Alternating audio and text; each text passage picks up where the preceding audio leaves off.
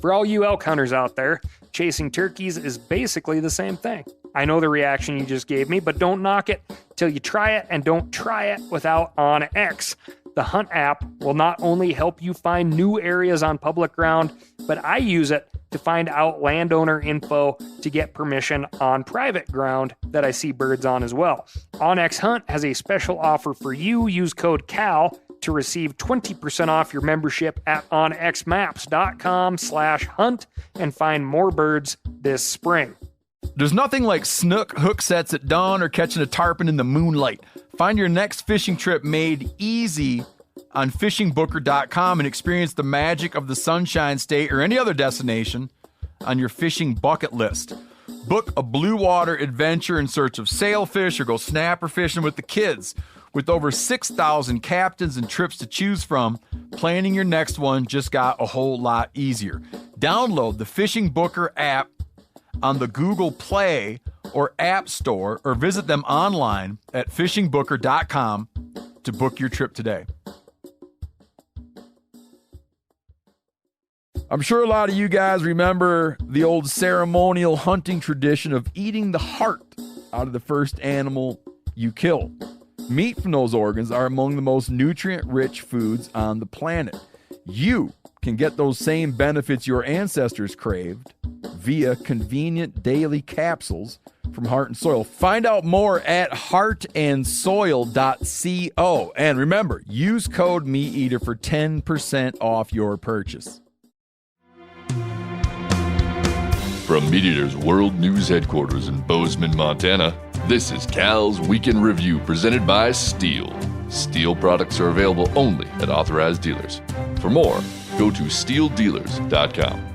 Now, here's your host, Ryan Cal Callahan. The U.S. Fish and Wildlife Service proposed a new rule last week expanding hunting opportunities at 3 national wildlife refuges while banning the use of lead ammunition and tackle at 8 others. Outdoor folks are glad to see 48 new hunting opportunities, but it would be an understatement to say that the lead ammo ban is controversial. We'll cover this topic in more detail in the coming weeks. We've hit it before, but here are a few highlights. The rule calls for the 8 wildlife refuges to phase out the use of lead tackle and ammunition by the year 2026. The Wildlife Service says, quote, "The best available science indicates that lead ammunition and tackle have negative impacts on both wildlife and human health. The rule does not call for lead ammo to be banned at any other refuges, but critics say this is just the first step to banning lead on all federal public land." Despite what the service says in its rules, the science about the effects of lead ammunition on wildlife and human health is far from settled. Wildlife biologist Jim Heffelfinger covered this topic in an article last year for themeateater.com. He points out that while lead exposure has harmed certain endangered bird populations like the California condor, there is little evidence that it has population-level effects on many other kinds of animals. Opponents of the rule also point out that non-lead ammunition is more expensive and less available, which could make hunting and fishing prohibitively expensive for some folks. Copper bullets are also less effective than bonded lead bullets at extended ranges. The National Shooting Sports Foundation said the Wildlife Service is, quote, "kowtowing to anti-hunting activists, and Republicans in the U.S. House are pushing a bill that would prohibit lead ammo bans on all federal land." Backcountry hunters and anglers urged wildlife officials to make switching to non-lead ammunition optional. The advocacy group says that lead bans should only be implemented when justified by specific fish and wildlife population impacts. Comments are open at regulations.gov, and the public can weigh in until August 22nd. Whether you support or oppose this new rule, be sure to let your voice be heard. We'll leave a link at themeateater.com/Cal. Holy cat's pajamas. It's been a heck of a week. If you haven't already guessed, this week's format is going to be a little different because we have an interview with the director of the BLM, Tracy Stone Manning, and we are talking about the new BLM management plan proposal, specifically the concept of conservation easements. But first, I'm going to tell you about my week, and specifically why the upcoming audio is just not as good as we strive for. If you haven't guessed already, it's my fault. But I have a good reason. I was out looking at a new piece of property for the Meat Eater Land Access Initiative. If you recall, we chose to donate to the Trust for Public Lands Forever Montana project in northwest Montana last year. That project is still ongoing and absolutely worth your time and money, but we got to stay nimble in the land access game and help some smaller projects too. This new piece that I am going to ask for you to support pretty soon kind of has it all. Incredible natural history, river access, river bottoms, sloughs, turkeys, waterfowl, deer, upland birds like pheasants and sharp-tailed grouse, raptors, wide variety of fish, stickballs, pickpockets, Cookie Crisp, a shaved lion that looks like Mario Batali. It's a dream, and it is so close to getting over the public access finish line. How do things like this happen? Or even get to this point, you might ask. Well, in this particular case, you have awesome, dedicated people, heroes, I would call them, on the ground looking for ways to expand public access to great hunting and fishing opportunity. And you have a landowner who would rather see their property that they love go to a lot of like-minded people for well below market value than to just a few folks for top dollar. Mark my words, if we get this done, I'm going to find a way to build a statue for these people. It's amazing. Outside of that, I've been toiling in the kitchen. Antelope ribs, fresh deer and wild pig burgers out of the Weston grinder, octopus off the Big Island, poached in California olive oil and Hawaiian sea salt, goose sausages, turkey wings, turkey thighs, and even the very last of the peacock, also in wing and thigh form. We're celebrating our nation's independence this weekend with wings and smash burgers to start and a giant paella spread to wrap things up. If you learn one thing from the My Week section of this podcast, prep as much as possible at home so you can fish until dark when camping.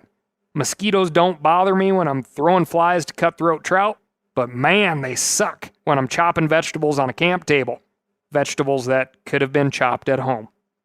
Be safe, courteous, and after the fishing is done, instead of fireworks, go to a safe and/or authorized shooting range and shoot some guns. Dial in that rifle, plink that .22, bust some clays in advance of bird season. Your bird dog will thank you. And by celebrating America's independence in this fashion, you'll be pumping those Pittman Robertson dollars and helping out wildlife and access and habitat for generations to come. Moving on. Again, as a brief caveat, yes, the audio on my end is a little rough, and I apologize.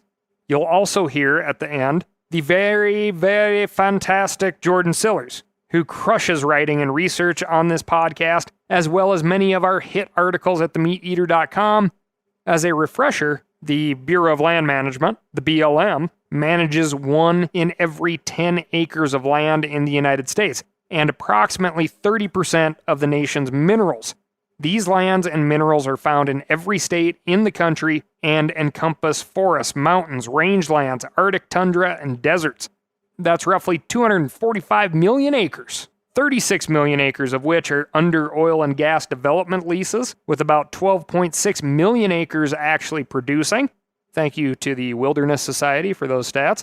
The BLM's mission statement is to sustain the health, diversity, and productivity of public lands for the use and enjoyment of present and future generations.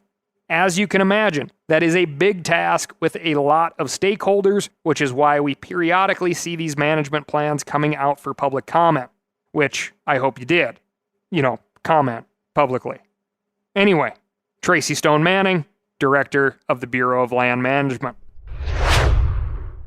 Tracy Stone Manning, thank you so much for coming back. It is my pleasure. So, there's this big BLM planning project going on right now, management plan, and the thing that our community is concerned about and certainly a buzz about are the conservation leases and what those could mean and what the function of those would be amongst the BLM. So, if you wouldn't mind, I think a great way to start would be what would be an example of a conservation lease and how would it function? You bet, Cal. And I'm going to back up 2 steps first and just give you the kind of overarching goal of the public lands rule, right? The goal is to improve landscape health so that we can ensure our multiple use mission into the future. We want to focus on protecting the best wildlife habitat that we've got, restoring a whole bunch of wildlife habitat, and making smart management decisions. And in short, I'm really interested in putting wildlife habitat back on the board, right? We're not creating any more land, so we got to make sure that the land we've got is as robust as possible to support wildlife and clean water. So conservation leases are one of the tools that we talk about in the rule, and their sole purpose is for 2 things. 1, restoration, and 2, to provide mitigation for companies who are doing business elsewhere on public lands. So let me be hyper clear for you and your readers right off the top. These leases would not shut down public access. Their whole reason for being is to improve habitat, but they don't shut down access. Excellent. Yeah, that's definitely a hot topic, one of the major concerns that came out of the gate. And I think it would be great if you could expand on the word landscape in regards to these leases, as well as what type of enhancement would be allowed. I know we're dealing with a lot of acres and they're very diverse, but would we be talking about native grasses, water projects, either fire mitigation or just enhanced use of fire on the landscape as a management tool that could be implemented by a group who could obtain a conservation lease? Yeah, that's sort of the gist of it. So let's do a hypothetical. Say somebody's interested in restoring some mule deer habitat on a chunk of ground that has been degraded over time through history. They would come to the BLM and say, hey, we've raised these private dollars, or fill in the blank. Hey, we got, we've raised these private dollars, or we have money from the Inflation Reduction Act, or we're working with a company that is doing some mitigation because of degradation to mule deer habitat over in one place, and we want to restore habitat on this place on the map. Let's just say hypothetically. Say it's 10,000 acres, I'm literally making this up, it's hypothetical. We want to restore these 10,000 acres. We've got this funding to do it. We want to make sure that restoration, that our investment literally has time to take root. So we'd like to put a conservation lease onto the ground. Would you do that, BLM? The field manager would say, well, let's go walk the ground together. Let's take a look.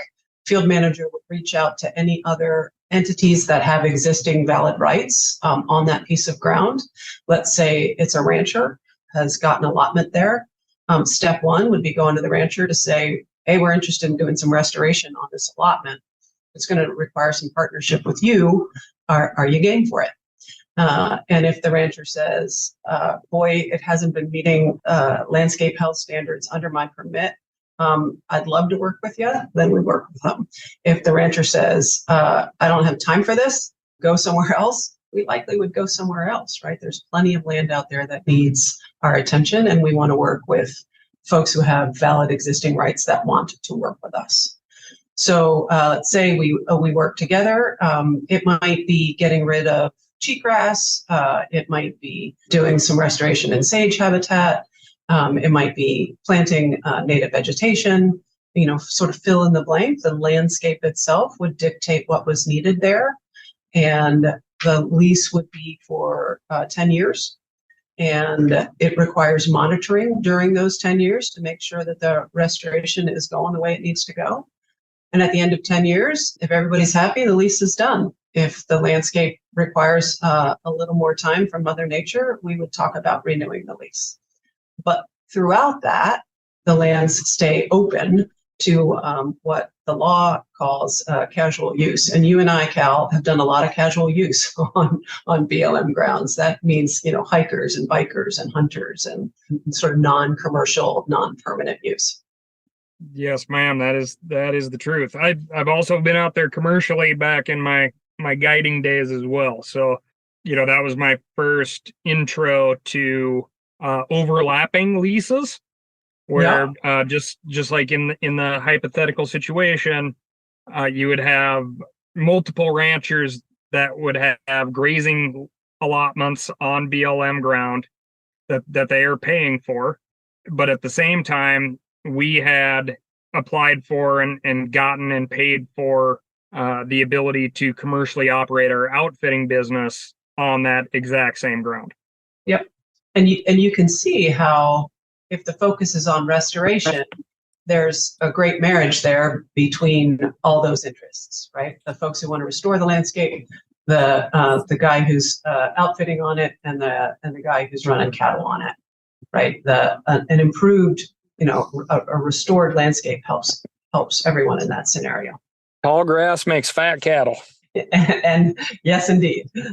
And then in that same scenario that I had personal experience with, of course, neither the rancher nor us as guides and outfitters could in any way impede the public from being out on that ground. Yeah.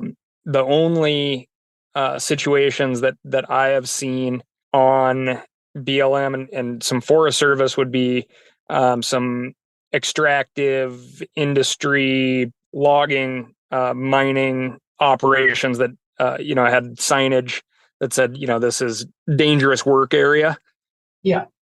That blocked access to ground. Yeah, and we could play that hypothetical out a little further and say there's some riparian work that needs to be done, and people might see some fencing around willows. They might see some fencing off the riparian area with some ability for cattle to water off the riparian area to ensure that the restoration can take hold.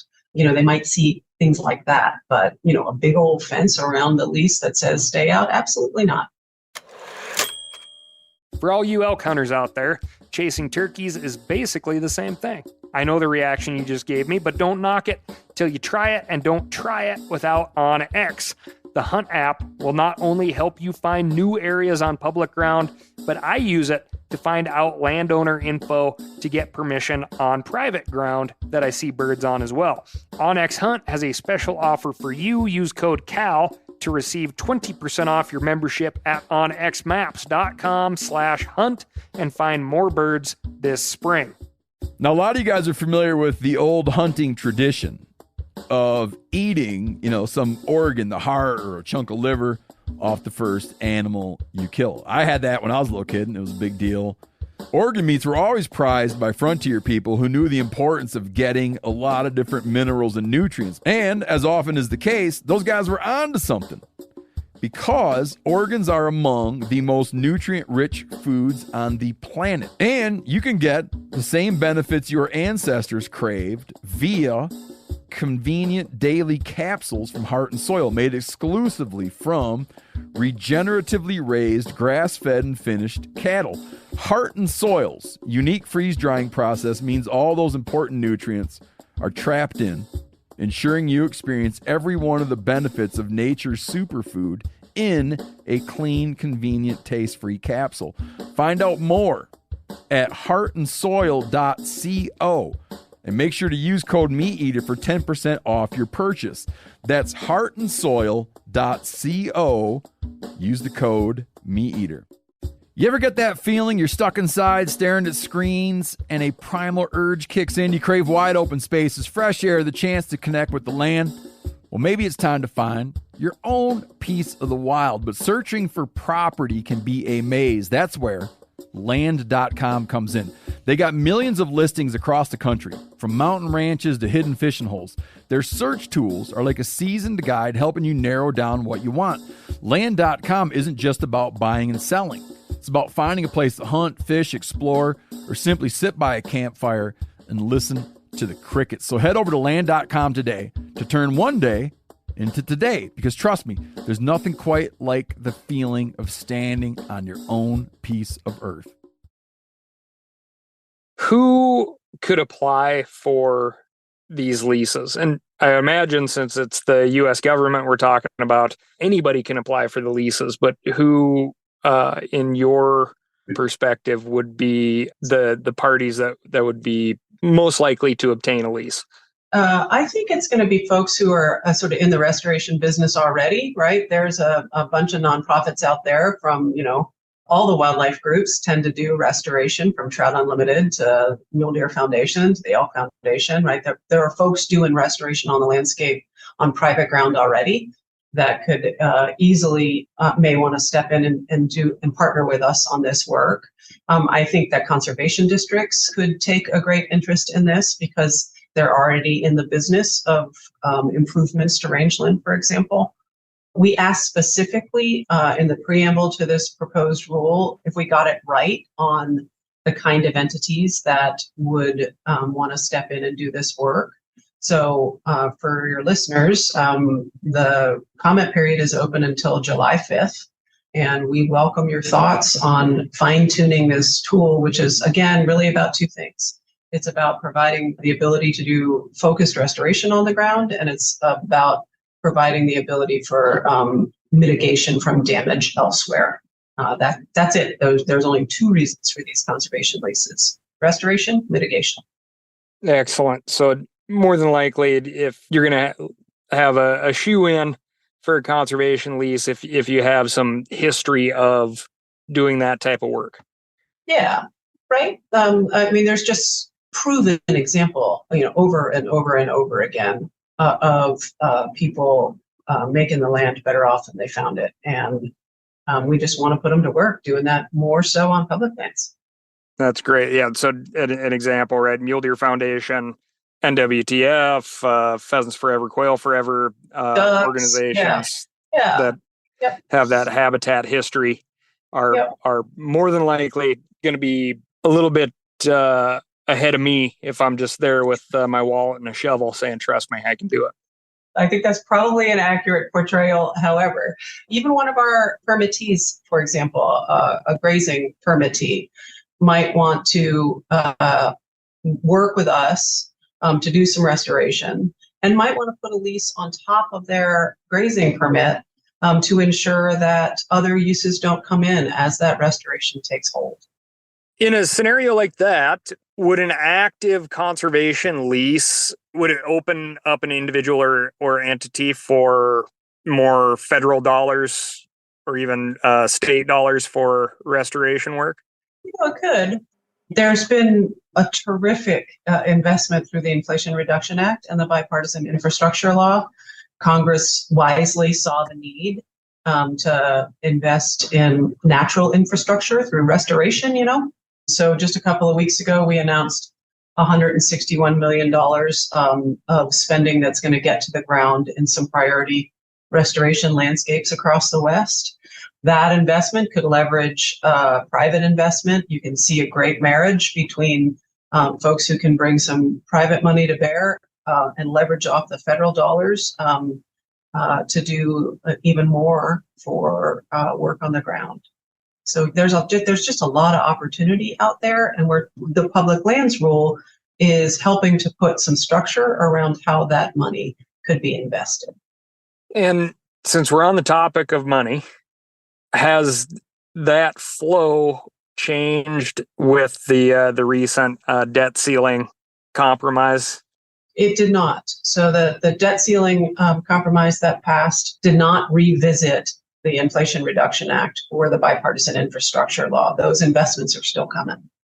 Fantastic. Is there an idea for rollout once we get through the comment period? When could we see, in theory, the first conservation leases applications opening, I guess? Oh, Cal, that's a good question. I'm focused on the public comment period and diving into what the public had to say to ensure that we get this as good as can be in its final state. So I think that's a stay tuned proposition. we expect, probably a year from now, maybe 10 months from now, to come back out with a final rule, presuming that we can wade through all that the public had to say. I mean, that's the great thing about rulemakings. They're a really, really public process. We've been thrilled by the level of public engagement around this. So we need to dig in and see what the public has to say to figure out what it's going to look like on the back end. And are there specific areas in mind that kind of started this idea of conservation leases? Yeah, that's a good question. We have some work to do on our public lands. They've been degraded over time. Climate change is making it even tougher out on the landscape. More invasives coming in after fires. So part of what the public lands rule calls for is for the BLM to do an assessment of where we should focus specifically on restoration. So folks in state offices and in field offices are going to be figuring out where in the future we need to really focus our restoration efforts. And that will be part of our planning process. Again, a really public process in each of the states. And conversely, the rule also asks folks in the field to protect intact landscapes, right? Your audience understands that the fragmentation of landscapes can negatively impact wildlife habitat, migration corridors, can really negatively impact the ability of an ecosystem to provide services like habitat and clean water, right? So one of the best things we can do is protect the best, right? Protect the intact landscapes that we've got. And so the public lands rule also calls for doing an assessment of where those landscapes are to make sure that we continue to make wise decisions to keep them that way. Excellent. So there could be where you have, a good virgin prairie, native grasses that is intact, that could also be eligible for a conservation lease, or that would not ideally be eligible for a conservation lease because we want to focus that lease program on areas that need some boots on the ground help.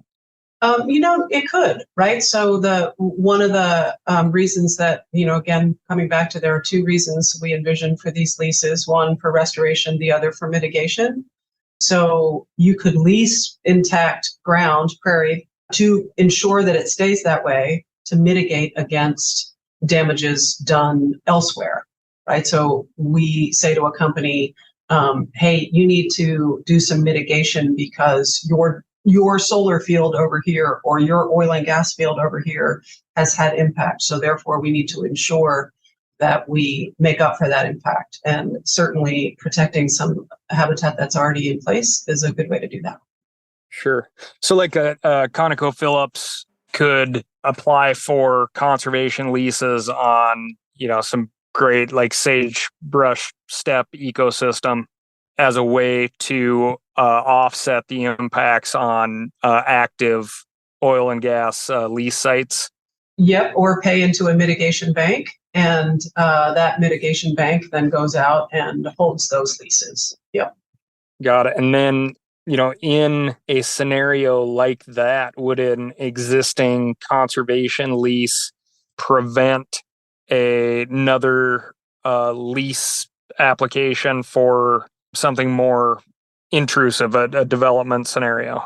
Yeah, that's exactly how that's exactly what the rule envisions, right? That for that period of time, 10 years, and whether or not it would be reauthorized after 10 years, an open question on how long the mitigation needs to run.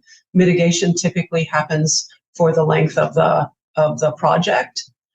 So the idea would be that you would prevent similar activity on that conservation lease, right? And this has been used over and over and over again on private land. Mitigation is a concept that the industry is super used to because it happens a lot on private ground. And we're creating a tool to ensure that it can happen sort of consistently on our public lands too. Got it. So this isn't a brand new out of the box idea that we're going to just test out. No, we're just taking good ideas from other folks.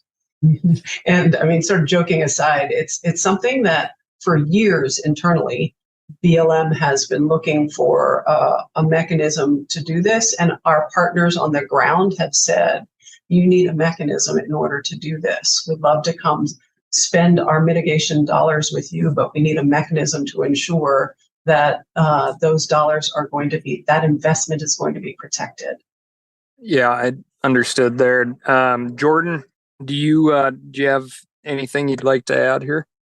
Yeah, just going back to what we talked about at the beginning, the idea of access. The rule talks about how, in general, casual use won't be restricted, but it does mention that the leases could be temporarily closed to public access. Can you kind of unpack that a little bit? That's a question that we received. Yep, sure. Again, let's play out a hypothetical. Say some serious work needs to be done. Say there's some serious riparian work needs to be done. You got backhoes in there. You can, for public safety reasons, you might want to close the site while big equipment's in there doing its thing, right? That's what we were envisioning in the rule. Just basic pragmatic steps that we take in all of the work we do, whether it's a solar field or an oil and gas well pad, right? When there's big construction going around, we want to keep people safe. Thank you. Yeah, that was my only question. That's great. Tracy, have you had any hard-hitting questions thrown at you that you'd love to hit here on this podcast for a different audience segment? Yeah, Cal, thanks for that question. My ask of your listeners is to, so if they want to know more about this rule, Google BLM and public lands rule, and that's going to take you to BLM's website that has a bunch of frequently asked questions.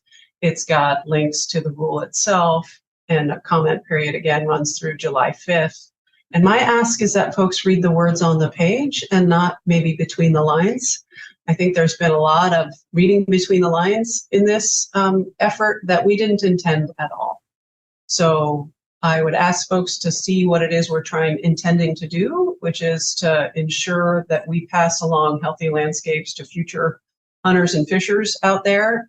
And if we miss that mark, we need to hear it, right? But the intention behind the rule is simply protect our best intact landscapes, restore as much habitat out there as we can, and use science and data to make smart development decisions so that we can continue on with our mission for decades to come.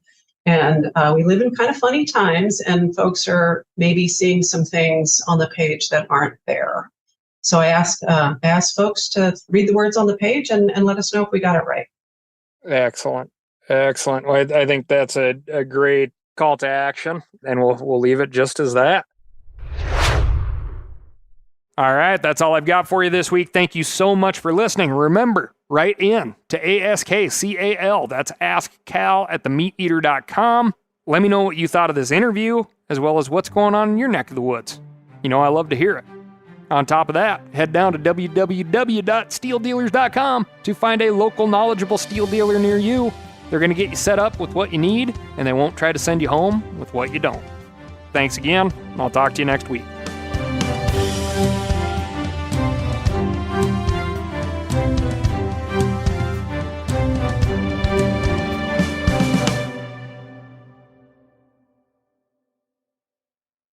I'm sure a lot of you guys remember the old ceremonial hunting tradition of eating the heart out of the first animal you kill.